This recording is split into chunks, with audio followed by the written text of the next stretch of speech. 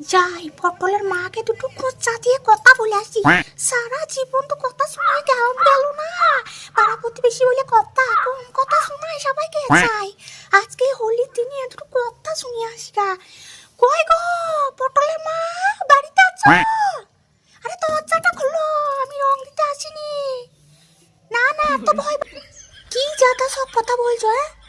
তুমি বললে যে এখনই আবির আনিনি, আবির মাখাবো না দিয়ে আবার এইভাবে খোঁচা তুললে কথা তোমাকে বলতেই হবে। প্রতিবেশীর সঙ্গে এমনি এমনি ঝগড়া করি, ওরা ভুল করে বলি তো আমি ঝগড়াটা করি।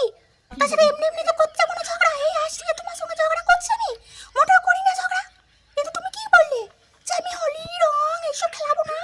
এমনি খোলো গো পটলের মা, খোলো, দরজা খুলে দিয়ে কথা বলছো তুমি যে এরকম প্রতিবেশীর সঙ্গে ঝগড়া করো কেন? প্রতিবেশীর সঙ্গে আবির মাখো, স্কিনের মধ্যে একটু আবির লাগাও যাতে তোমার ভিতরে একদম এই সবুজ রং নিয়েছি, যাতে মনটা তোমার সবুজ হয়ে গিয়ে সবাইকে কালাকালি একটু বন্ধ করবে, তারপর সবারই সঙ্গে প্রতিবেশীর সঙ্গে ভালো করে মিশে চলবে।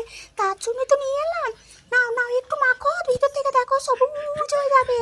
উপরটা যেমন সবুজ হবে ভেতরটাও সবুজ হবে পটলের মা, তাহলে দেখবে একদম প্রতিবেশীর সঙ্গে ভালো ব্যবহার করবে। নাও নাও নাও মাখো, একটু মাখো, একটু মাখো। আবার এই সবুজ রং নিয়ে তুমি এইভাবে কথা শোনাচ্ছ যে একটু সবুজ